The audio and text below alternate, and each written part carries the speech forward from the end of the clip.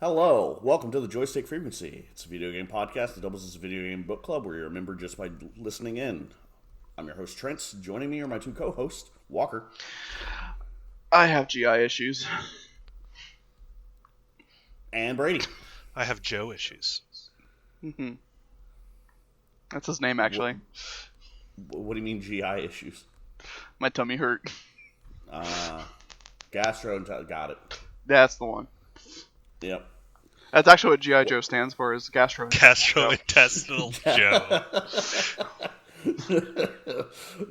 Understandable. Now I understand why my dad was so into it with how many fucking gastrointestinal problems he always had whenever I was growing up. Yeah, America. He was like, these soldiers, they're just like me.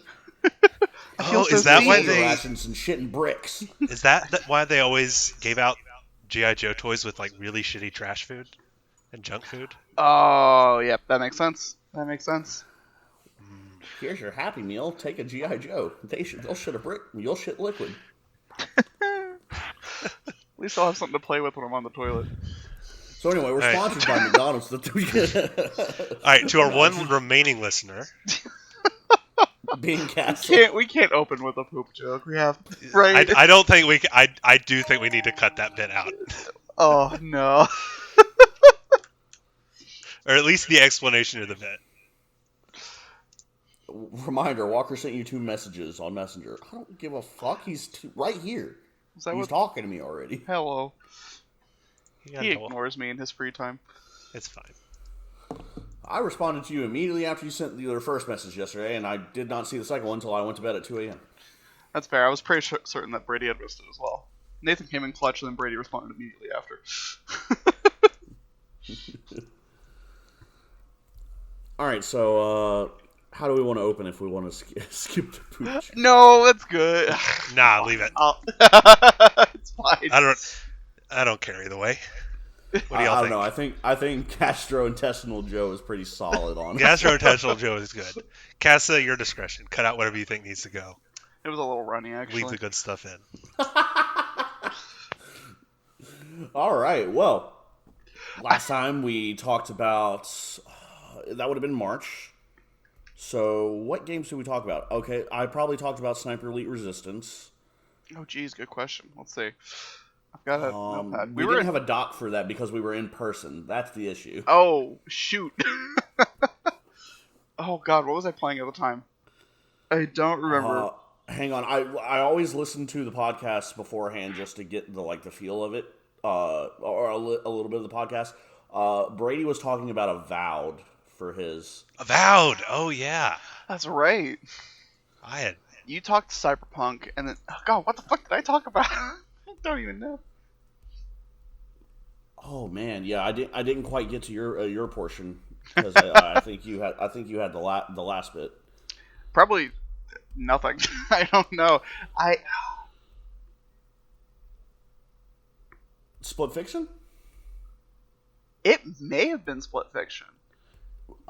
I want to say you didn't go much into Split Fiction though, because I feel confident in going into it a little bit more here because we're gonna have to cut off Brady's kneecaps and make sure that he plays it now because I feel like this is the GOATY contender, Brady. I think you need to play this one. It's very good. We'll figure out what Walker played. I think Split Fiction sounds right. We'll call it that. This is the issue with doing it every 3 months. We forget in between the time. I'm actually hoping to get back on a normal game schedule where I can maybe do like a small 30-minute snippet every month instead of waiting the 3 months. I don't know. We'll see. Yeah, must be nice. I barely played 2 games in this 3-month span, and one of them I had already started prior. Yeah, that's fair. Don't get married.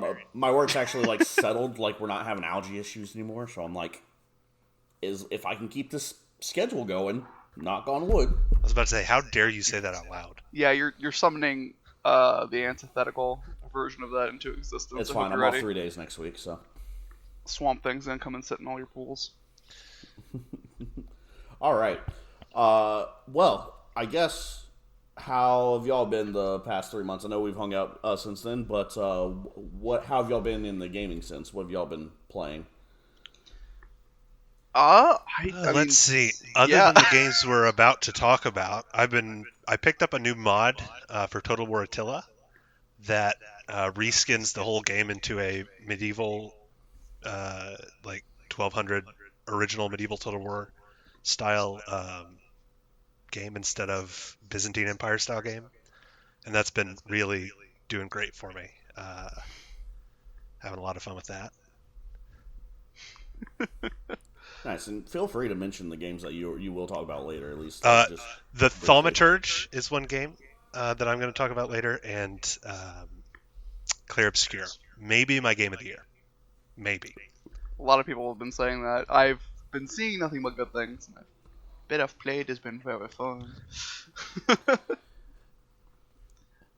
As for... Go ahead. Yeah, I'm looking forward to playing it as well. I know I need to play that. And from the brief bit of argument that I listened to last time, I have to play Red Dead Redemption 2 by the end of the year at least as well.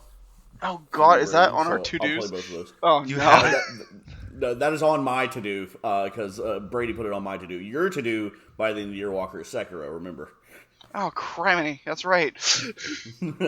Oh no, I haven't even played the Liza P DLC yet. Oh no. Did So I many scary games. have it to do? You refuse to play Sekiro, so we'll figure out something. Okay.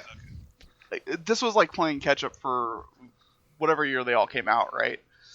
Yeah, essentially. That's fair. But Brady, you have to play Borderlands 3. We'll say that. Okay, that's fair. I'll do that. Cut back to here at the end of the year whenever Brady has not played Borderlands 3 yet. I feel like there's a joke here that I'm missing, but I don't want you to explain it because I feel like it'll be funnier if I don't get it. That's really funny. Okay. Oh man, I have hardly played games. Well, that's not true. I've dumped a metric fuck ton of hours into the two games I'm going to talk about here, between Blueprints and Nine Souls. A lot of my time has gone there. I think I clocked triple-digit hours into Blueprints by the end of it. And Nine Souls I was playing basically every night in bed on my little Steam Deck. Fucking phenomenal. Outside of that, I've played, I think, all of 3 hours of Clear Obscura, and that has been genuinely phenomenal as well. I'm just saying a lot of the same word here, but I'm tired, and that's my honest opinion. They're really fucking good games, guys. One more phenomenal. We're going to get you a thesaurus for Christmas. Phenomenal. Do do do do do. In my time, so I'm probably going to go in more in depth into Elden Ring and probably a little bit of Split Fiction, but I've also recently started up Balatro. Hell yeah. I've heard good things. Yeah, Another Crab's Treasure. I know I'd mentioned it on the last one. I finally beaten it, done everything on it. Let's go. Then the other one that I played is an old one from back whenever we were still in college, Ukulele. I think that was a 2015 release, if I remember correctly. So. Oh, sorry, I don't want to cut you off, but I did remember another game I've played since we last talked. Because hashtag mobile gamers are true gamers. I've played the Pokemon trading card game. Oh yeah, you know I finally broke down. And by broke down, I mean finally got a phone that can run it. Hey, the Eevee pack comes out tomorrow. Let me just date this podcast real fast. I'm Oof. very excited. It comes out tomorrow. I'm not, because I still haven't gotten 3 EXs from the frickin' Solgaleo Lunala pack. Dude, I am missing so many cards. I went through and looked. I may or may not have made a spreadsheet. No one's allowed to make fun of me. I've been consistently 2 packs behind the entire time, so the fact that we're finally getting a third and I'm not done with Solgaleo Lunala yet, I'm upset now because I still have a ton to get on Solgaleo Lunala, to the point that I think my next 50 pool is going to be on it. And then Brady, you're joining in. Oh yeah, when you do your 10-pack hourglass. Yeah, spending. sorry. I always say the pool as a different number every single time. It's a 10 pool. Oh, gotcha. But there are 5 cards in each pack, so I said 50. Okay. No, that makes sense. All right. How do we want to decide who starts this time? Rock, paper, scissors. Trent, you have All the right. most games. I'm always picking rock. All right, I'll pick I'm paper. always picking rock. Oh. Okay. All right, everyone ready? Rock, paper, scissors, shoot. Rock. Rock. Paper. What? Holy shit. Good I, shit, Brady. Trey, go first. You have the most games. Please. All right. Save us from this bad bit, please. what? I'm so confused. All right, so God. I'll probably cover do the quick coverage of 3 of them, and then do the bigger ones later. So first off, finished another Crab's Treasure. Went through, got all the achievements in it. That game has such a quick power creep on it. Like, you're sitting there doing okay in the early game, start getting bodied all of a sudden, and then I swear you unlock one ability, and then you just start chaining bosses over and over again, just going straight through all the levels. The exploration's a ton of fun. As soon as I got the Mantis Shrimp Punch, pretty much, it was, I hit him with the 1-2 lights out, 1-2 night, or any other variation of it. That comboed with the ability to make your fork into a hammer whenever you stab another shell just screams, I'm going to do so much poise damage to you that you're going to get stagger broken, and I'm going to stab you, and you're going to be stagger broken again before you're done recoiling from the first stagger. And so I just absolutely started annihilating things in it, and it got really fun. But the most fun I had was I fought the last boss legit the first time, and he is the only one in the game that I killed with the gun. I walked in and I'm like, all right, fuck you, asshole. You cost me like 3 hours of my life, and I just went in and I shot him once, and the game was over. Hell yeah. Good Felt stuff. Good. Honestly, it'll probably be on my top 10 for games that I played this year. Not for it won't be game of the year. It won't qualify for game of the year, but it will definitely be on the games that I played this year list. I had a lot of fun with that one. One I didn't have much fun with was that ukulele game that I mentioned. It's an older game, and it was made by this, or I think it was definitely inspired by the people that by Banjo-Kazooie. I can't remember if it was made by the same people that did it. It was. It was a bunch of the right? old. It was a bunch of the old Rare team broke off and made their own. Okay. Gameplay wise, it was a lot of fun. I like how all the movement mechanics you start to flow towards the end. What was kind of bad about it is there was no option to turn it off or anything. Anytime you're doing dialogue with someone, they have to make an annoying ass noise every single time they're talking. And it got to the point maybe I was just in a bad mood the first night I was doing it. But I started playing the game, and they were making a noise, making an annoying noise every single time, and I'm just like, nope, I'm skipping the dialogue. I'm not doing this. And so I just start spamming the A button, completely ignoring the story. Maybe that's on me. Probably I'm not usually someone that does something like that. So I merely played this game for an achievement game, but I did get a lot of appreciation out of the mechanics and a lot of the stuff they did. A lot of the power ups were a lot of fun. I don't know, or I never played any of the Banjo-Kazooie games, so I don't know how their power-ups went, but I thought they were really creative of what the combo of a chameleon and bat would be able to do, and so it was pretty fun in a gameplay sense. And then the third game that I will talk about right now is I might already have a problem because it's Balatro, and I'm already hooked. I stayed up doing a run last night, an hour and a half longer than I wanted to. It was one of those that I looked at the clock and I'm like, okay, yeah, I got time for another run as long as it's that long. And then I look at the clock again whenever I died, and like I said, it was an hour and a half past the time that I wanted it to be. I also feel like this is a terrible game for me, because it's one that I enjoy enough that I will get the achievements for, but that requires a lot of collection, it looks like. And if there's one thing that I have started to hate over the time, even though like I will always push through it to do it, it is collection. Yeah, I've given up on that a long time ago. Uh, so I understand that tendency, but man, Yeah. I feel like isn't Balatro like kind of gambly? Like it has a lot of like So card it's game. it's poker. You're trying to get poker hands, but at the same time you get these jokers that will modify what things do. Like for instance, I had a run yesterday that like I would get chips off of any time I played a flush, and then so you get chips and your molts, and your hand that you play determines the amount of chips that you get per thing, and then you can have certain joke orders that will affect your will give you more chips or will affect your molt. And so after it goes through calculating everything, it'll multiply your chips and your molt together, and that'll be the score that you get for that hand.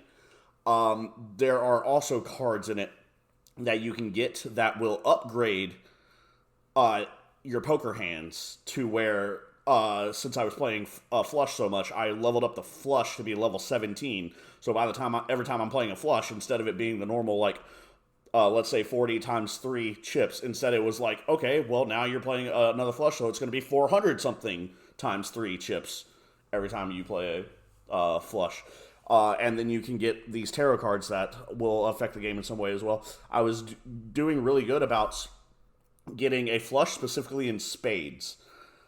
Because I was able to convert cards into spades with some of the tarot cards, and I was able to just completely remove diamonds from my deck whenever I got certain tarot cards. So I was just slowly whittling my deck down to where it was only special cards, spades, and blank cards that I could use as a wild card, essentially, and it would count as a spade anytime I played it. So that I would slowly get to the point where every time I score, I'm scoring this super huge amount. To try and get past these, they call them blinds. And so you do a small blind, a big blind, and then a boss blind. And the boss would always have like a certain effect that he would imply. Like sometimes you get absolutely screwed by the run in the run that you're doing. Like you're like, okay, I'm going to make a flush out of spades this entire time. I got one boss that it was like all spades are debuffed and will not score. Which would have fucked me if I didn't have a boss reroll specifically. So thank God I had one there. Yeah, I could talk about game. So I played through a game that I've mentioned a few times now, Nine Souls. I think I've mentioned it on the last podcast as well as something that I was kind of playing a little bit in my free time. I've been kind of picking it up and putting it down at different intervals. But it's been an absolute blast. It is as Wikipedia states, 2024 action platform game developed and published by Red Candle Games.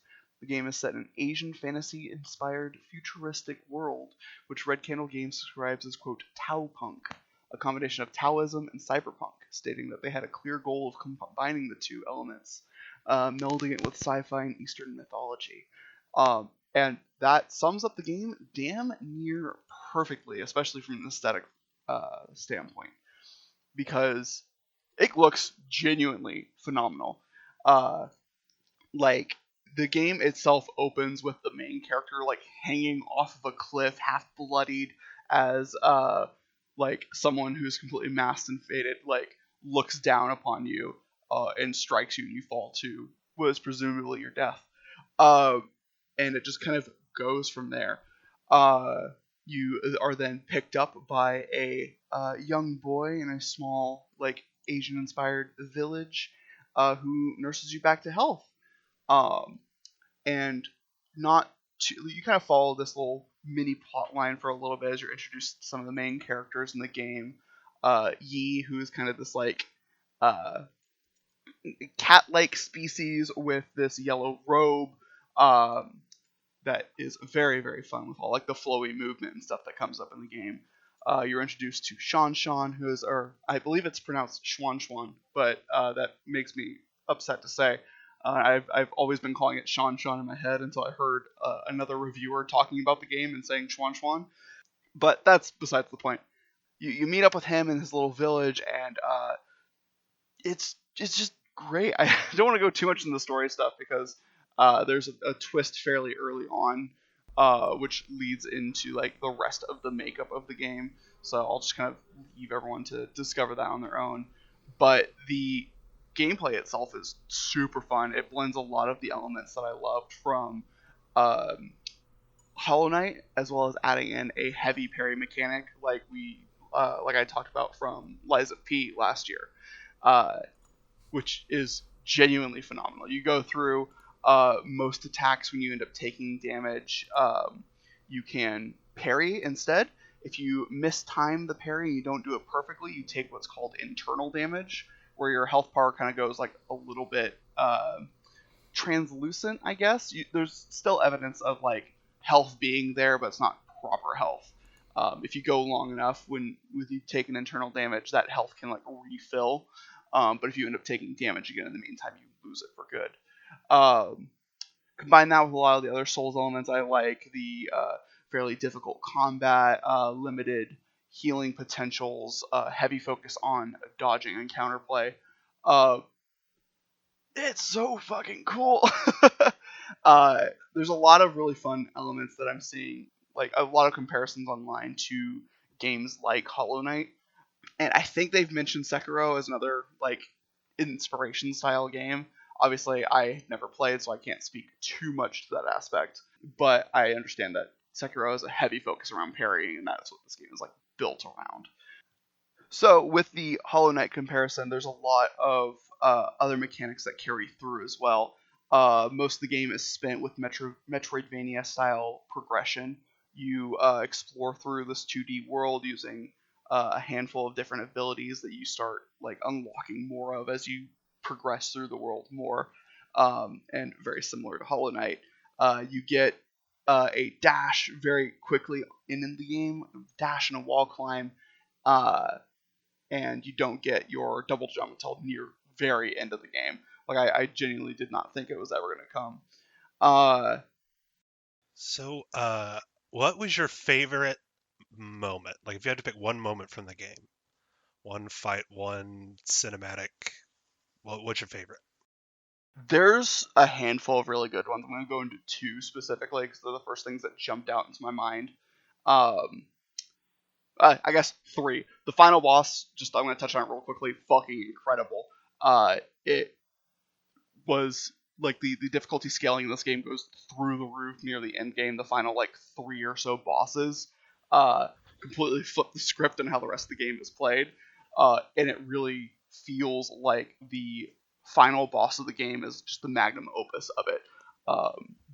It feels so like designed to perfection. Like you have to pay very close attention, learn every aspect of the moveset to be able to counter and build off of it. Like I think I ended up beating the game with something like 1 or 2 chunks of my health left, no healing options, burned through every other resource I had.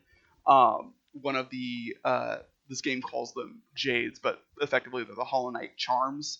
Allows you to get like if you go down to 0 HP, you get a free recovery from that. I had burned through that. I burned through absolutely everything, but clutched it out just at the very end, and it felt so good. It was such a great capper on the rest of the game. Other moments though, the whole game is built around our main character E, his like revenge quest against what are called the souls, who are effectively like the heads of his like governmental organization of his whole species. They did him incredibly wrong in the past, and he's going back to like just exact his revenge. And one of the people in here is very focused on combat. The whole thing is like he really wanted to fight E just for the fun of it. He just enjoys it to no ends. He challenges you in an area that you've already passed through at one point. So you head back over there, and there's just a random boss fight in this giant room. He at least kicked my ass near instantly. I think he's scripted too, but I'm not fully sure. But when he kills you, normally you just respawn at this game's like bonfire equivalent, which are these really cool like lotus pods. Instead of respawning back there, he leaves you alive and drags you down into a like an underground prison, and you're stripped of most of your abilities, and you have to go through a like a stealth segment in this game, which hasn't really relied on stealth all that much throughout it. And while I know oftentimes that can be seen as like a nuisance, here it very much not. It really like made you look at your movement options in a very different way, and work around the limitations that are presented to you. And it was capped off with another super fun boss fight, and then eventually a rematch against Head Honcho himself. And the game actually presents you a fun option to kind of get a little bit of a payback, and effectively you can like poison him a little bit ahead of time to give yourself a slightly easier fight. Just kind of get a little bit of comeuppance. I did it. It was fun. I really enjoyed it. And then third and final one I'll go into here is there is a horror like section of the game where you descend into like a really lovely like springs, like spring style bath, like cliff faced waterfalls, like steam everywhere. I'm sure y'all are picturing pretty close to what I'm talking about when I say that, but everything here just seems really peaceful, but ever so slightly off. And they just keep pressing that button of something's wrong. Something is horribly wrong. Oh, it's something is hanging in front of the anglerfish. Exactly. And they kind of like keep playing into that like slightly like skewed things are version. too good. Exactly. Until it eventually all falls apart and culminates in one of the best boss fights in the entirety of the game. This, like many of the other Souls-like games or Hollow Knight, the bosses are the crown jewel of the game in my opinion.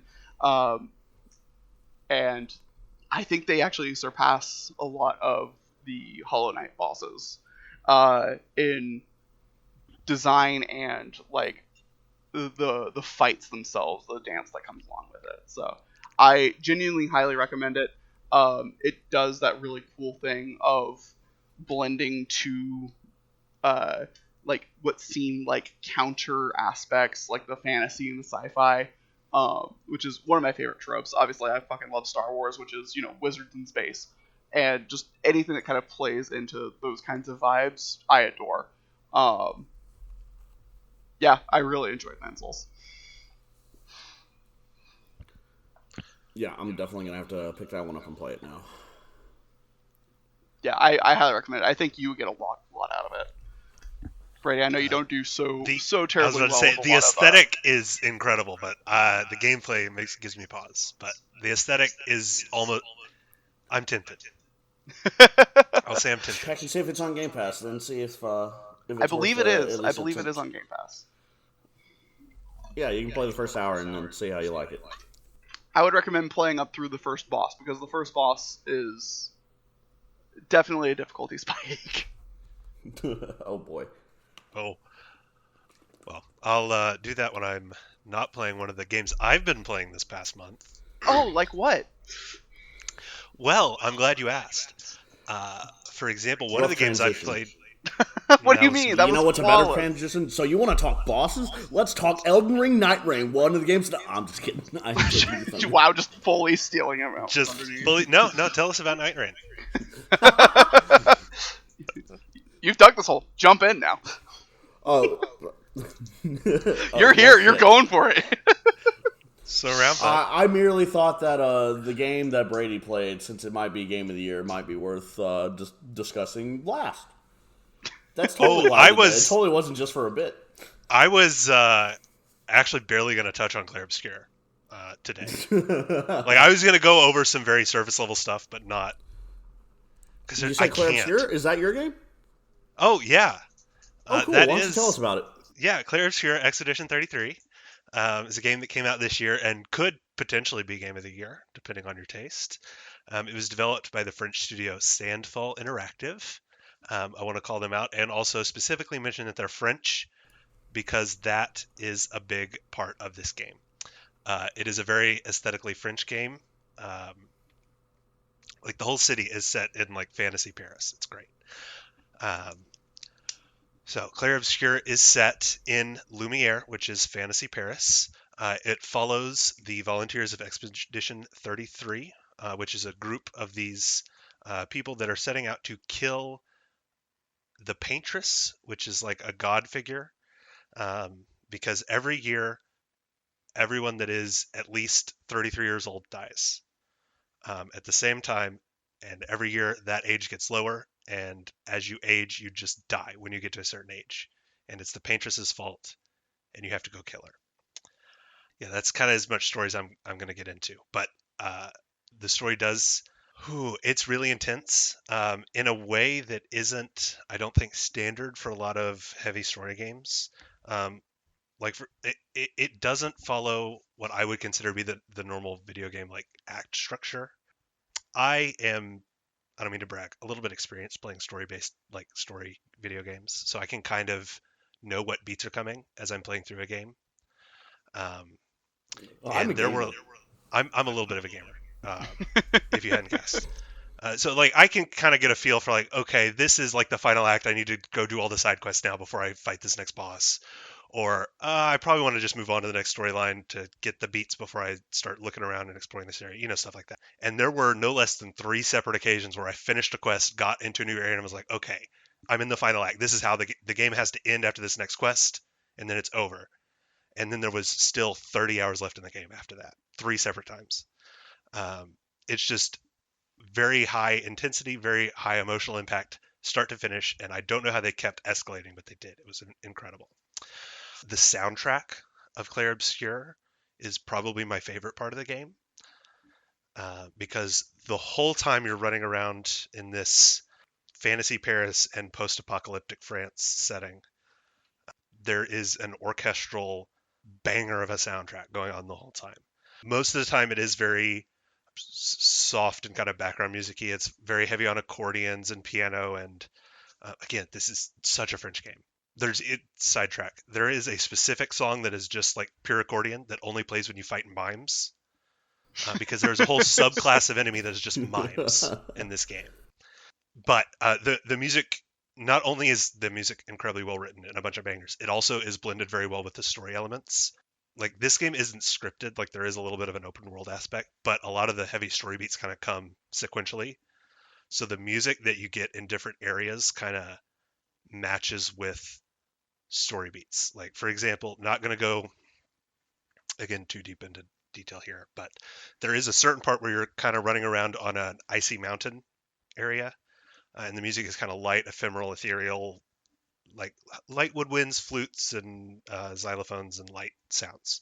And as you're moving through this frozen wasteland, you get into the mountain, and you get dropped into a surprise boss fight. And right as you drop into the surprise boss fight, and that boss fight music plays, it goes from that ethereal, light, tinkly sounds immediately into hard bass lines, heavy sax solo, and it's just a fantastic turn to really set the mood for the fight. I mean, and this game is constantly doing that through all of the moments. I almost always play games with some background like podcast or YouTube video or something in the background because ADHD. I shouldn't say that. I'm not diagnosed. I just have attention problems. But this is one of the few games where I did not have headphones on because I was too busy listening to the soundtrack. It's good whenever under the tab that he has in the podcast document for music, he has a single bullet point that just says Monaco fight theme. Yeah, that was the little story I just dropped because that I seriously have that. If you go into my Spotify recently search songs, Monaco fight theme is on there. Because God, that saxophone solo makes me feel things. I will say the antagonists in this game are incredibly well written, and that's can't go any farther without spoilers. And I refuse to do spoilers because I really want you and Walker to experience this game because it's good. as far as gameplay goes, it's a little bit unique in my estimation, because the main structure of the gameplay is like turn-based combat.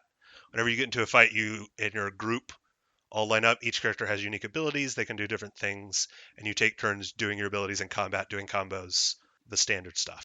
However, From what I've from what I've seen of the combat, it gives me, and you can tell me if I'm wrong on this, the Final Fantasy game that came out, like Final Fantasy 13, I believe it was, with lightning in it. It looks a lot like that, where it's like you said, the 3D turn-based action where they're all just standing there, but each one like it's almost like they're doing a full-on the battle scene, but everything is paced out to how you select your moves and stuff like that. Yeah, kind of exactly like that, actually. The only difference is enemy moves, because enemies are not, they're turn-based, but they are real-time attacking you. So as soon as you select your ability, it does the cinematic of your ability, and then it's the enemy's turn, and it just plays their cinematic and they attack, and you have to, in real time, either dodge or parry. There's no like directional anything, it's just you press a button to dodge or parry at the right time. Mm-hmm. And depending on how that goes, different things happen. And it's like, this game almost kind of felt to me like a bridge between, I'll say, I got better at dodging and parrying in this game than I've ever gotten in any game, and I think it's because I didn't have to move. I think I was just standing there, focusing exclusively on the moves and the timing. But it did help me. I was actually able to recognize enemy moves in a way that I hadn't in a lot of like Elden Ring or Dark Souls games like that. So I'm slightly hopeful that this game has actually improved my hand-eye coordination skills. Maybe Fingers this crossed. is a step in the right direction. Maybe. I would love it if a whole new genre of games opened up to me. That would just make my day. So if this could put me in that direction, that would be incredible. Yeah, honestly, give it a try. Go with like Maybe I'll start with that game Walker was doing, the Nine Souls. 9 Souls. Yeah, maybe. Or We'll see. or Hollow Knight, or Ooh, Hollow Knight is one that I've wanted to try. yeah, Just 'cause especially of how much Silksong y'all rave coming out about it. later this year. You think it's going to come out later this year? They have said it will be released for holiday season 2025. Yes, they have said that, haven't they? Back in time for the holidays. Hello. Hello. Do you think Silksong's getting released this year, or do you think they're going to push it? I think it's obligated. I think it is coming out this year. During the Xbox showcase, they showed off footage with it, and basically Xbox is releasing a handheld similar to the Steam Deck. When they went through the announcement for that, they announced it alongside like 10 seconds of footage from Silksong, and they're like, yeah, this is releasing alongside Silksong holiday 2025. So in theory, Well, in theory. we'll see. I don't know. It's not the first time they've said this year. It's not been this year. Anyway, Walker, do you have any questions about Clair Obscur from the last like 5 minutes of what I was saying? Yeah, of Really course. in depth on it. Yeah. Fuck you. Why'd you have to do that? Casa, cut this whole bit out. Here's the thing. I've played a little bit of Clair Obscur, and during your whole explanation, which I was very clearly here for, I was in full agreement. I mean, a lot of the combat has been genuinely phenomenal. I love the fact that it implements a more active style of turn-based combat where, you know, in between your individual actions chosen, you can actually go through and dodge and parry, which can lead to counters that deal a pretty solid amount of damage back while completely negating the stuff that you take. I will say, by endgame, I had a counter that did, I think, 300,000 points of damage. Yeah, that's genuinely nuts. And you start out doing, how much damage do you normally do on your attacks, Walker? At the beginning? My counters, my highest counter, I think, was something like 166 damage. Yeah. So you get to scale up quite a bit. It makes the numbers go. It sure fucking does. And the music is genuinely phenomenal as well. Intro is one of the most haunting things I've seen in a hot minute, and it really kind of sets the what's the word I'm searching for? It's a Atmosphere? very like melancholy atmosphere and tone. Yeah, 100%. that is something I don't think I stressed enough in my initial explanation. Is the tone of this is so bleak and melancholy and ennui. The vibe is very much there and consistent. They did a really good job of setting the tone. Big Sag. Big Sag.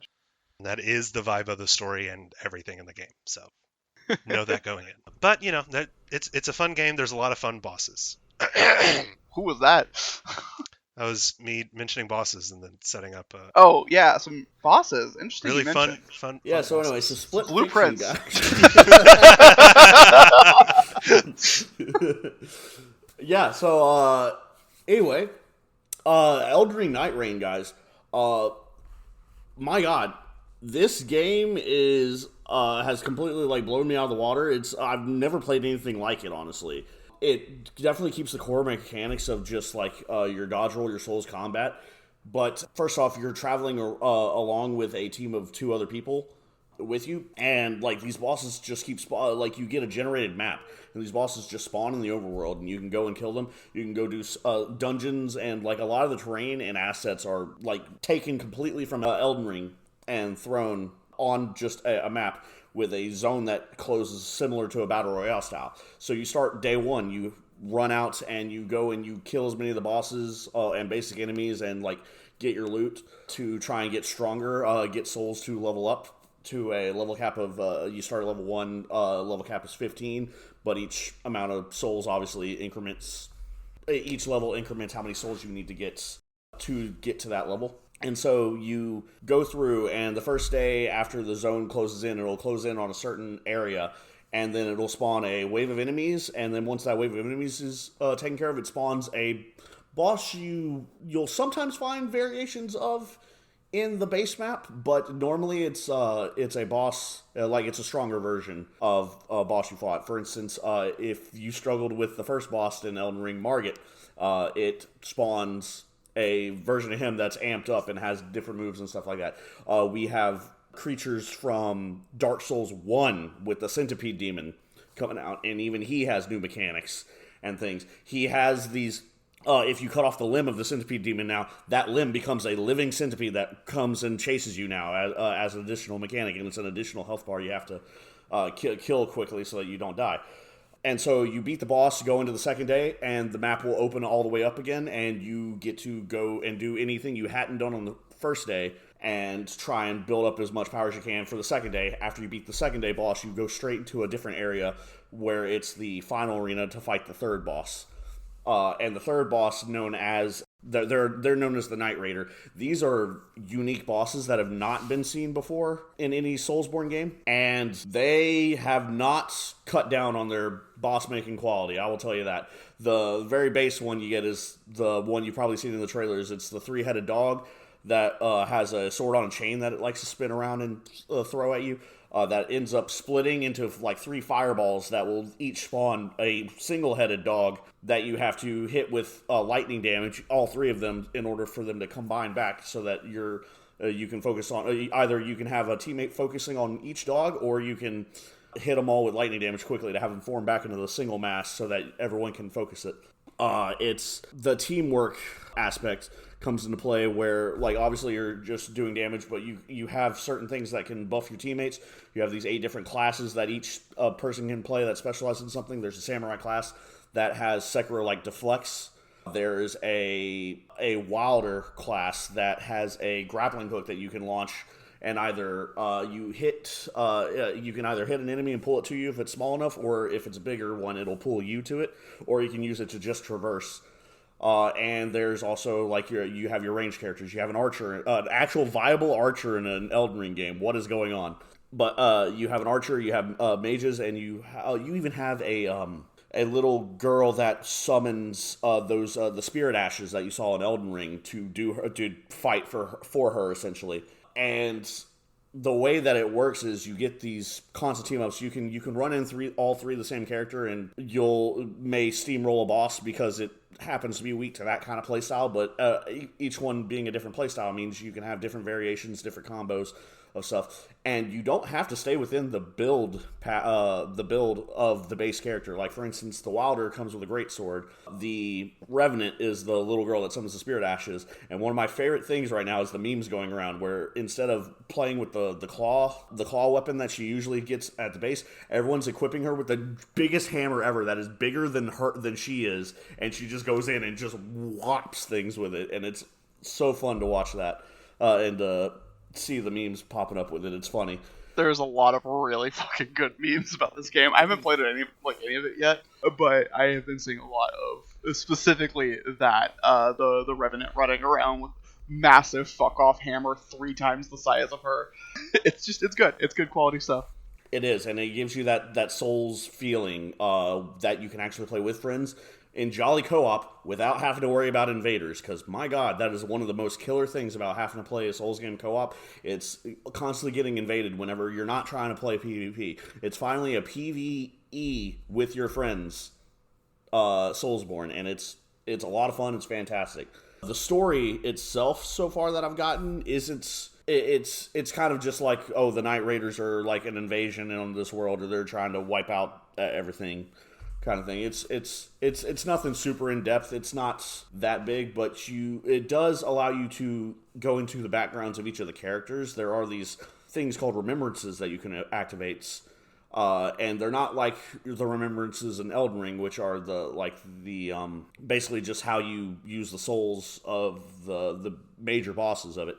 A remembrance in this game is actually a little section of history, in quotes, that is played out, and like you'll sit there, walk around the round table hold, and getting dialogue and finding quests for certain items, and talking to some of the other characters around before some of them will give you a task to do in the overworld. And since it's a randomly generated world, every time that you go into it, even the terrain can start altering itself. Once you start beating some of the bosses, it unlocks, like, for instance, there's a volcano area. There's one where the mountaintop of the giants starts showing up. There's one where there's an entire probably 60% of the bottom right corner of the map is a scarlet rot forest.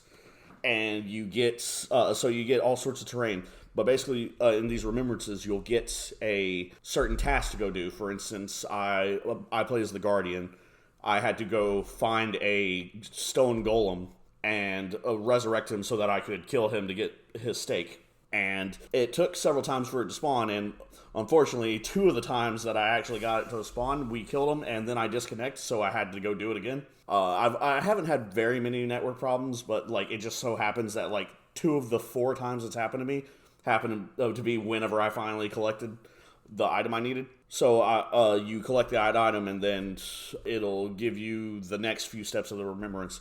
I know one of them requires the actual defeat of one of the Night Raider bosses, so it varies on the activities you have to do. And a lot of the customization comes in the fact that you have these, essentially these, for lack of a better word, they're loadouts. They're ways that you can enhance your character by getting these little gems that fit into certain sockets, and each loadout is you can only collect certain ones for each character, but each of there are like 5 different colors of gems that you can collect, and each of the loadout will have a slot for one of those gems. So you can get like 2 blues and a yellow, for instance, or a green, a red, and a blue.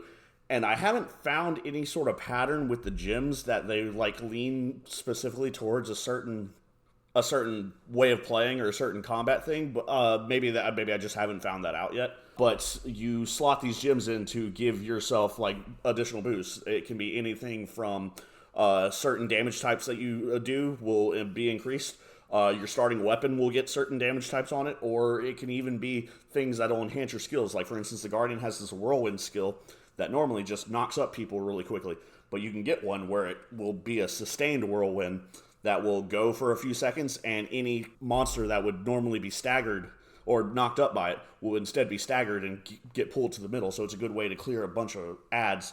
You sit there and put it up, and then all of a sudden there are 4 of them in the middle. You just charge your heavy attack and do one sweep, wipe them all out in one. So it's really good for how fast you have to move around this map to collect things. As for how you get to the major bosses, like I said, you start with a 3-headed one, and that's the only expedition you could do. after you beat that one, you unlock 6 more, and you can choose any of the expeditions you want. You can even choose the one you've already completed. It will always, and each one will have certain things that always recommend a damage type for you to take into it so that you can try to set the terrain how you want by sleeping to get the correct terrain you want. For instance, if you need a bunch of fire stuff, that fire stuff spawns mainly on the volcano. Scarlet Rot stuff spawns in the Scarlet Rot Swamp, etc. So you go through fighting all these bosses, and some of them are... They're not jokes. These are some of the hardest bosses that they've released in Elden Ring because, I mean, it's meant to be fought as a 3-man instead of a normal solo person. So I know one of my favorite was this jellyfish-like creature that the fight is so slow because it's just floating around throwing like this mystical water at you the entire time. But one of the best things is, I swear to God, it drops a freaking atomic nuke on you, and I like... Just watching it like spawned a giant orb above where me and my team was standing, and I just look up at it and I'm like, that's a nuke. That's its ultimate move. We're running, and I started running, and like we ran for a solid 15 seconds before it finally hit the ground, and it still my 2 partners were in the blast range of it. Like, that's how massive that move was, and it's just fun to see how they make all these varying bosses have different feels to them and still provide the challenge that they do. I'm excited for what more comes in it because they've already they intend it to be a live game for a while at least, so they've already made one of the harder bosses of it have a varied form and a varied expedition for up until this next Friday, where you can get certain items from it in certain events. So they're gonna be inputting more bosses and like certain event bosses kind of thing. So I'm excited. It'll probably be a game that I'll constantly play over the years. So I'll have to keep it installed on my PC. I mean, I've seen nothing but good things about it. It seems like a blast. My only concern is trying to find like a squad of 3 to actually play with. You can go in solo, or you can go in as a team of 3. It will matchmake if you only have 2 people. You can't go in as only a squad of 2. So it's just sometimes it's hard to find a third person, obviously, to do it. And like ideally, that's what you want to do. So I haven't done any solo, and I've done very few runs with only 2 of us. So it's definitely a game you probably want to play with friends. It's always fun to have more Souls-like, especially with the quality that FromSoft makes. Yeah, I would recommend probably giving this one a try, especially because we've taken me and my friend Moses have taken 3 people that have never played a Souls-like before in their life, and they are like they're not toe to toe with us, but they are holding their own in this world and against these bosses. So this might be the one to jump in at. That is 100% true. That the art that you sent about the Revenant, how it's either absolutely gorgeous or it's just squat gremlin chibi. Yeah, I've seen a lot of gremlin memes concerning this creature, and then this is also what I'm seeing as like just general vibe of the game. I've sent a TikTok. We'll see if it ever shows up in there. I guess in the meantime, I can dive into my one other game. I'm not going to spend too horribly long talking about it, because one of the best things about this game, if you have listened to me talk at all about games before, you know that one of my favorite things in gaming is discovery, secrets, finding out new things. And if there is one thing about Blueprints, it is that there is a seemingly endless number of secrets and things to find out. Blueprints is, in 2 words, an architectural roguelike. Essentially, what you're doing in the game, you start out with a wonderful little cutscene talking about, like, from the perspective of your great uncle, who has now passed away. And he is talking about how, in his last will and testament, he is leaving you, his, I believe, grandnephew? Yes, I think that's how it works out.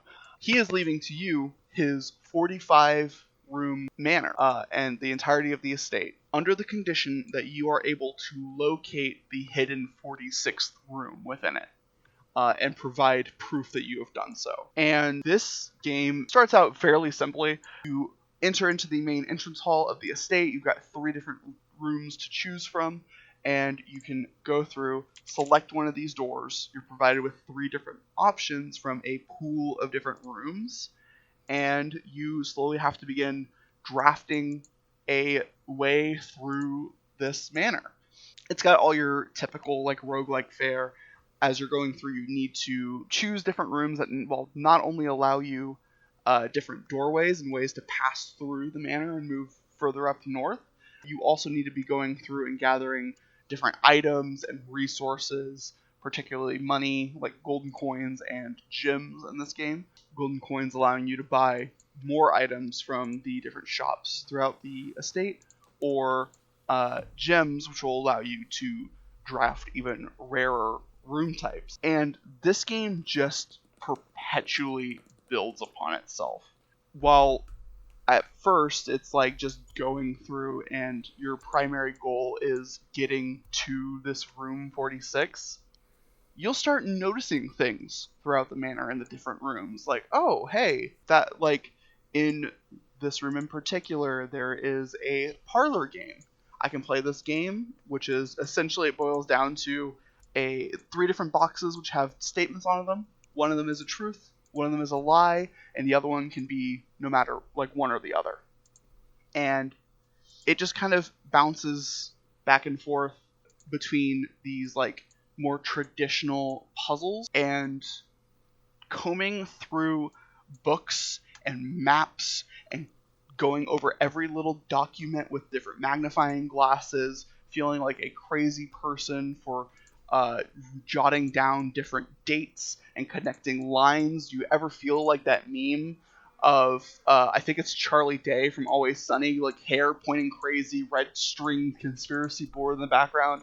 This game is that to a T. I talked before when we talked about Tunic about how I thought it was really fun that you had to pull out a pen and paper to actually be able to solve one of the big puzzles in the game. And I did that again for Lorelei and the Laser Eyes, another really solid puzzle game that y'all should go through and play if you want a really fulfilling experience.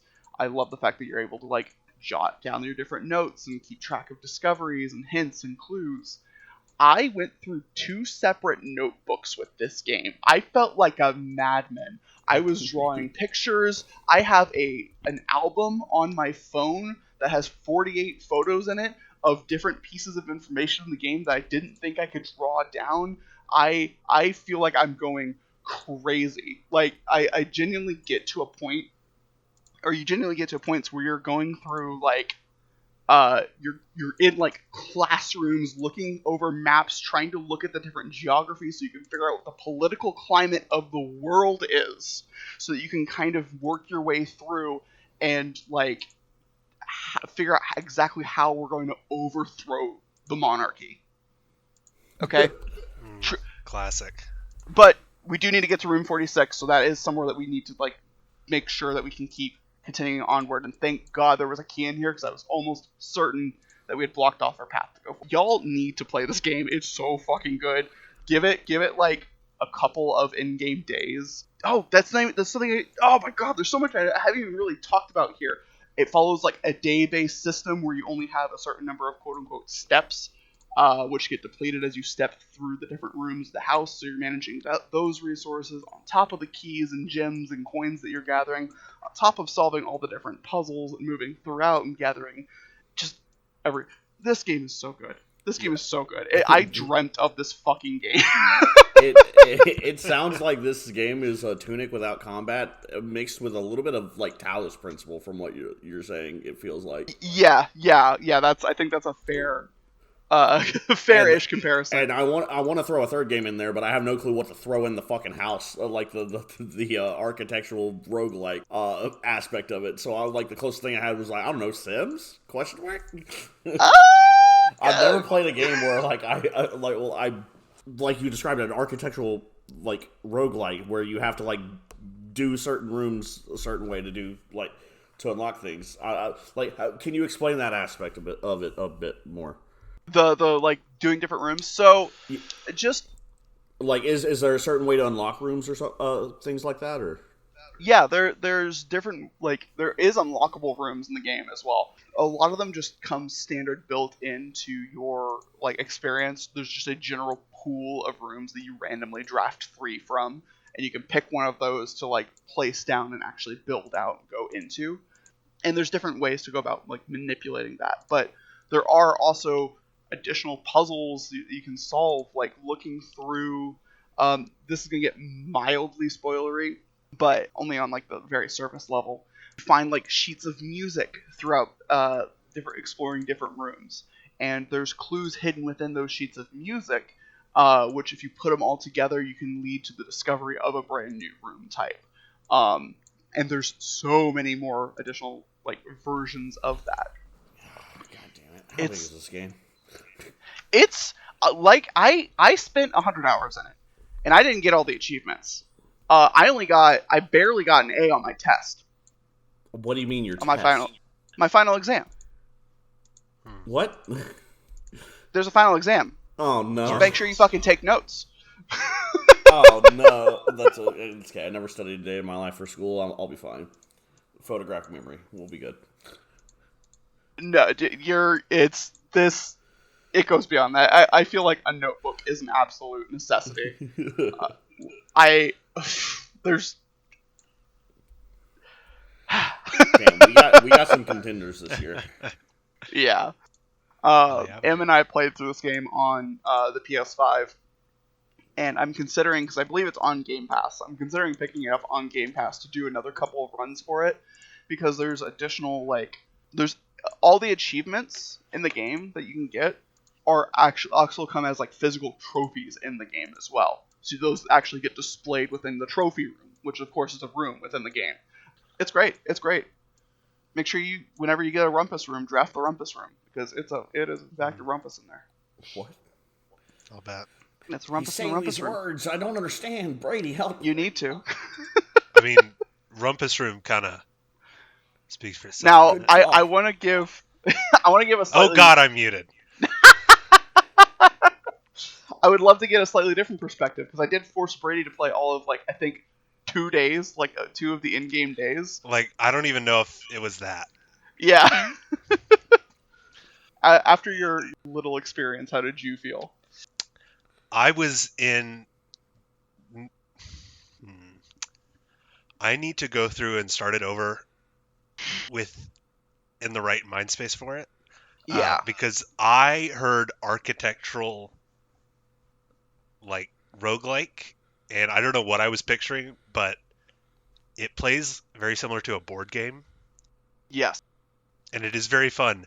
I also was thinking about breakfast and not super focused on all the clues and stuff. And I was hungover, so it wasn't like... I don't feel like I gave it a fair shot. I had fun with it, but I feel like I would have more fun in different circumstances, if that makes sense. It is definitely, at least for the first few runs as well, it's very much a slow burn while you're still kind of figuring out exactly what the game is telling you, and like how, like, the language of the game itself. Yes, very much so. Very much so. I feel like I wasn't really... Yeah, I didn't have my click moment in the one day that I played. Yeah, that's fair. It's good. I genuinely would highly recommend you guys to go through and at least give it a few days worth of a go. See if it kind of strikes your fancy at all. Because if you enjoy puzzling aspects of games, this is one of the best forms of that. Awesome. Would you like to talk a little bit about your Thaumaturge game? Sure. I'd be happy to. Real quick, let me look up who the developer for this is. Okay, so Thaumaturge. It's didn't come out this year, but it is still relatively recent. It came out in 2024. It was developed by Fool's Theory. It is, how to describe it? It is an isometric, kind of turn-based investigation story game, kind of. It's set in 1905 Poland, under Tsarist Russian rule. So immediately bleak. Immediately so bleak. You start out as like this homeless wizard dude called a thaumaturge, meaning you have magical powers. Specifically related to emotions, like you can touch something and feel the thoughts of the last person that touched it. You can kind of get vibes from people and influence their thoughts. It's very force powery kind of vibes to it.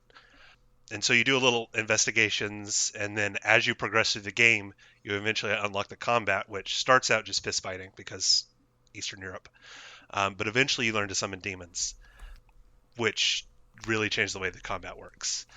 And then the game turns into hunting these demons, also called salutors, which are kind of just manifestations of human emotions based on what are called flaws with a capital F. So like your personal flaws impact what kind of demons you can summon. Like, for example, your main character's flaw is pride, and your demon is like a Russian zombie with like the classic hat and the fur cape and a cane that goes around slashing people with swords in the middle of combat. It's great. It's vaguely that concept, at least, is vaguely Persona-y. It from is the very very little Persona. It played. is kind of vaguely Persona-y, also in the fact that you get to get more. Like you can Nice. buy, like unlocking and revealing people's flaws. You can basically Pokemon capture various salutors and get different powers as you go through, and you can use them all in combat. It's very fun. Your friend Rasputin helps you tame these demons. Oh, like the Rasputin? Yeah, him. The Warmind? Hell yeah. Sorry? I said the Warmind? Sure. No, not that one. Sorry, that's a Destiny joke. Only Walker would have gotten it. Gotcha. So that's kind of like the basics of the game. Like I said, it's very Pokemon-like because after you get your first like well-dressed zombie Russian noble demon, you go and you eventually capture like a 6-armed crawling monster thing covered in chains, a little demon chicken, a little snake that suffocates people with gold coins. They're all like they're all based on like folk tales and like folk monsters. Ooh, love that. Yeah, demonic And, chicken like, sounds like a closet. It's called the Ledek.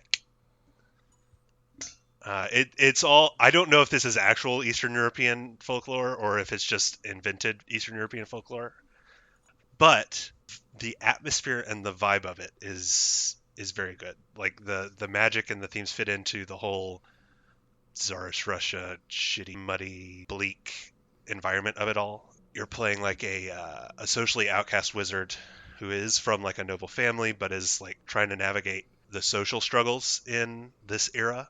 So like you get into fights with socialist revolutionaries and also Cossacks and Okhrana and secret police.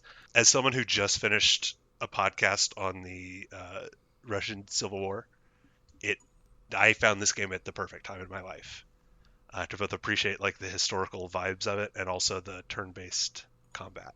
Also, I get to dress up my Russian mage in fancy clothes. I'm trying to figure out like a good question to ask, but like in comparison to Claire Obscura, what are your thoughts with this game being like the next game you picked up after? I will say the quality of the game is not on the same level. Thaumaturge is a fun game. It's not a great game, if that makes sense. Gotcha. Okay. The story is good and the themes are good. The like dialogue and the little moments are kind of weirdly written. Like, I suspect there is some translation stuff going on because sometimes there's a line that just doesn't 100% make sense. Like, the context doesn't feel right. It's not enough that it really throws you off. It's just like every once in a while there's a scene that just kind of hits you weird. Right, I see. And it's not like the combat is fun but not super complicated. The graphics are decent and like very good for like a AA game. It's not quite indie. It's a AA game, so it's hitting good quality but not. But overall, still like you're enjoying your time with it, though. Oh yeah. Oh, I would absolutely recommend this if you like turn-based games. If you like story or investigative games, absolutely pick this up. It's very fun. I'm having fun with it so far. I'm hoping. I got to see Tsar Nicholas earlier giving a speech announcing a new guy that's going to crack down on thaumaturges. Super fun stuff. So I'm hoping I get to meet him at some point, but we'll see. I would imagine so. That's like perfect tee up for an antagonist. I feel like I might be the person that introduces Rasputin to the royal family, and I don't know if I want that responsibility on my head. That's cool. I like it. Yeah, it's a fun game. Okay. So, due to the issues we've been having with connection, I'm gonna opt to not do our in quotes mid podcast thing. And instead we'll have a brief 30-minute conversation at some point. We'll plan for it, and we'll release that next month. Bonus episode. Yeah, Bonus exactly. episode. And it'll be the discussion of y'all forgot about what I hit you whenever I asked about it. At least y'all forgot what I hit you with on the last podcast. Well, this podcast I was going to hit you with the game of the year for what were the years? It was going to be 20. I think there. It was going to be 2015, 14, and 13. Oh shit, that's right. Oh my gosh. Which would have been our teenage year. Or no. Oh boy, I know what a lot of my answers are going to be. Those are my prime gaming years. Those are my nostalgia years, I think. Isn't that like Mass Effect, Fallout New Vegas? 2015 was when we started college, so the 2 years before that, yeah, that was prime gaming. Like I'm expecting to have a fun conversation there, so we'll do that at some point before probably the next couple of weeks, just so that we don't have time. We're not overflowing this. Oh fuck, Undertale. Oh, what'd you say, Brady? Am I going to get to talk about Smite? Oh shit. Oh god. The can of worms. Yeah, being possibly. slowly unsealed. I think that came out in 2012, 2013. It wouldn't surprise me. 2014. I remember starting it in 2015 in my last year of college or high school, and it was very new at that point. Yeah, don't worry. Damn. The way that we did it is we each picked 3 games, and then we came and discussed them. So yeah, you can pick Smite. It probably won't make it to the top 3. Yeah, I don't by think the it end will, of it. actually. Because whenever we get to the year of it, I'll also be picking League of Legends, just because I'm sure I didn't play it the year that it came out, but my god, I've played so much of it at this point that I gotta at least put it there. But yeah, so we'll do that little snippet as a nice bonus next time, so that we can fill out this table of podcast goatees for each year.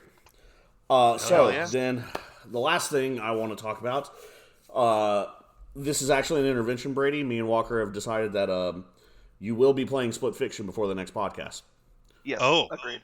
Oh, okay. Go get your partner, which Akasa. She's already on board with it. I've already told her how good the game is and that she's ready to play it. So, Okay. the way that we celebrated Astrobot last year, because of just how they just did things just to be fun. Split Fiction has done that, but has done it in differing ways through each chapter of the game. Just gameplay wise in general. That's not even counting how good the story is so far. The things that Split Fiction has you doing will make you just go, that is so cool, that is sick as fuck, that is etc., the entire time that you're playing it. And every time you think, oh, okay, yeah, you've seen the coolest aspect of the game, then it goes and you get even more super cool shit. It's so cinematic too. There are several different shots in it that I've been playing through with a friend of ours, Nathan. We've had shots where it's super high intensity and we're running across from something and we stop because we both just see this super awesome shot. We die to whatever we're running from, just because we're stopping to look at the fucking smell the roses, essentially. And we'll start that process, that section all over again. But man, it is such a gorgeous game and such a mechanical wonder. The brains that these people have and the ideas they came up with some of the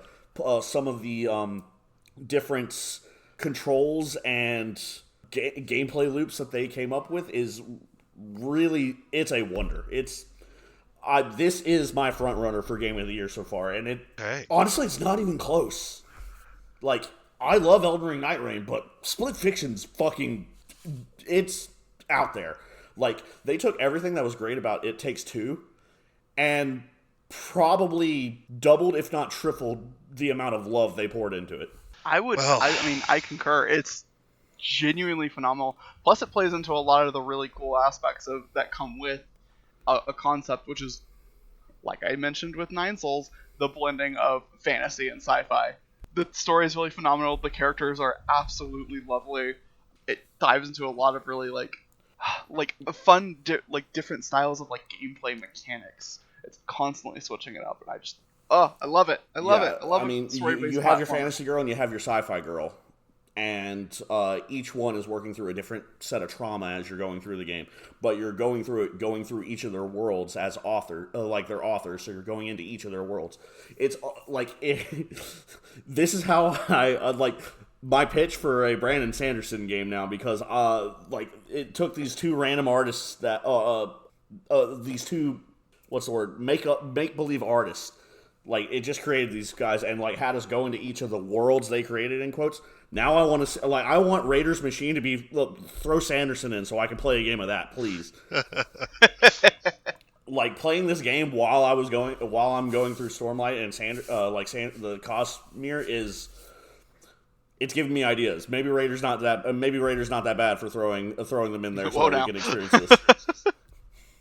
Maybe we need to do it to Sanderson and Rick Riordan and any other fantasy / sci-fi author that I just can't think of right now. It's a really cool concept, and like each world is a really unique concept. And I think there's a really good space in the world for couch co-op style gameplay, and this plays into it perfectly. Brady, you need to play it. It's so fun. Just shout out to Hazelight Studios in general, because they also are one of the only studios I know that does this, where you only have to buy one copy of the game, and then you can just have them and you send them a link to download the not full version of the game, essentially, and they get to play with you through the entire game as long as you're hosting and you're inviting them to the game. So you only have to pay for one copy of it to play a fucking multiplayer wonder. Look, man, I was kind of on board like 10 minutes ago. You got me. Are you more fantasy or more sci-fi, by the way? Are you more of a car guy or a dog guy? Those are two separate things. It's not like. I feel like especially with Mass Effect being one of your favorite games, I would guess you probably lean more sci-fi. So I'll hint to you in that I don't know, it's hard to describe like where they take the inspiration from each world, but like they have a lot of the sci-fi aspects involved, like just spacewalks, flying with jetpacks, this futuristic weaponry and stuff like that. It's such a good game, and it's got its fair share of really good bosses too. We will fully spoil and gush about this game whenever you finish it, and we're talking about it at the end of the year. Fair enough. I'll add it to Cass and I's itinerary. Near the top, please. It's so good. I'll talk to her about it this week, about starting playing it. Awesome. Don't worry. Cassie will listen to this. Listen to the first run of the podcast, and then she'll remind you about it as well. Hey, Casa, I'm going to bet right now that you're not going to message me about it. Oh, shit. Prove me wrong. What's better, Brady being wrong or Brady being right? Because now he just baited you into doing it. So is it better to hear that he baited you, or better to... We're not going to go into it. What I've done right now is I have basically offloaded the burden of remembering to think about this to Casa when she reviews. So now I don't have to think about it until she starts looking over things. And then I'll do it. This is expert level procrastination, folks. Takes notes. Expert level procrastination. Holy shit. All right. Well, I think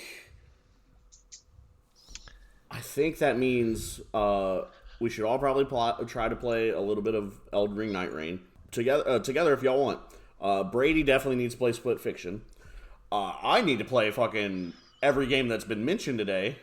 Maybe Thaumaturge can go on the back burner until next year. Yeah, I would say put Thaumaturge on the back burner of the games that have been mentioned today, I think. Yeah. Claire Obscura might want to start soon if I intend to get done by the end of the year with how long it takes me to play RPGs. Yeah, I think going into this year, we weren't very, like, hyped for a lot of things, but now we're just getting banger after banger. Got some good games this year. Nine Souls is 2024, I guess, so that's one that we could have played last year. But Blueprints and Clair Obscur and Elden Ring Night Rain, Split Fiction, what? I don't even know what we're talking about next time. What comes out? I feel like there's something that comes out in July that... I mean, Borderlands is coming out. I know you're excited about that. Yeah, that's September. Let's see. I feel like there was something July, something big. So let's Monkey see. Game. Monkey Game. Donkey Kong Bonanza. Maybe. The new Donkey Kong game. I'm so excited. Is it on base Switch 1? No, it's Switch 2 only. Okay. So that's don't worry, waiting. don't worry, Walker. We'll get every member of your family plus all of us. We'll all chip in for it. Just pitch in a little bit. Jim, Heather, Hunter, me, Emma, Brady, Nathan. If we all chip in, then it's only maybe $70 a person. Jesus fuck, Nintendo, please. God damn. So I'm looking at games that are coming out, and it looks like it's kind of at least as far as I can see, it's kind of a bit of the doldrums up until October. And then October has Ghost of Yotei, Pokemon Legends ZA, Outer Worlds 2, all of which I will need to play.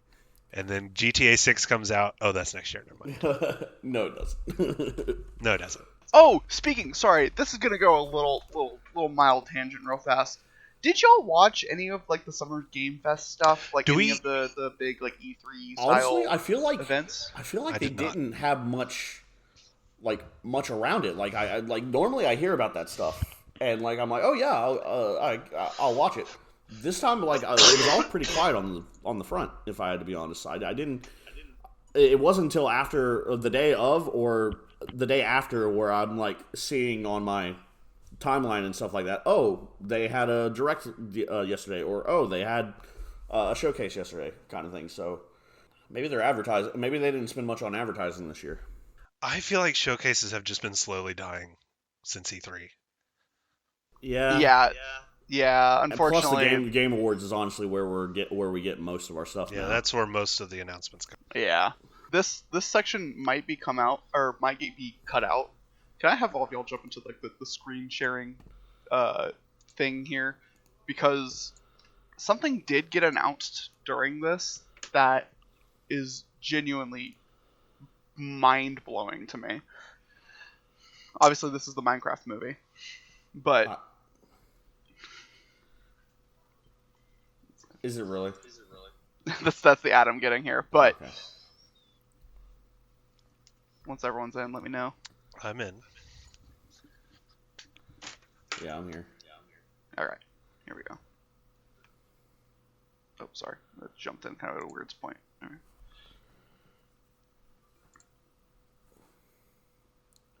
Wait, why is it?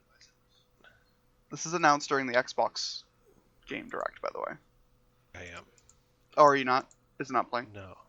Is it? When I launch it, another makes Game me Freak the game. host. What? Yeah, this is a Game Freak game. Here, I'll post the link so you can watch it separately. I think JJ told me about this. Is this a fucking Game Freak Souls-like? I saw this trailer. No, this is insane. Like, yeah, it looks fun. You mentioned like the new Legends game, and I was like, oh yeah, that's gonna be great. When Scarlet and Violet was fucking dying on the Switch, they were working on this. I mean, it looks great, genuinely, but like, damn, they were holding out. Well, is this? This isn't a Switch exclusive, is it? No, this one's coming out. It might even be Xbox exclusive. I'm not sure. Let's see here at the end. Beast of Reincarnation. Lost connection. Fuck.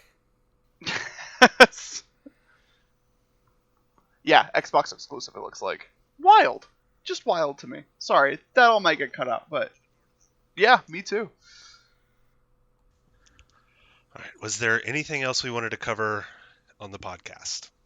I wish I could remember what this fucking July release game is that I feel like is gonna fucking big, but I guess we'll have to wait and see, and we'll talk about whatever we play on the next one. Which I know I'll probably talk about Dishonored: Death of the Outsider because I did start that up, so I will be going. Hell through yeah! that. Which is an old game, but it's the only Dishonored game I haven't played yet. So, and I love that series. I'm hoping that though it wasn't left very open, we get a third one, possibly.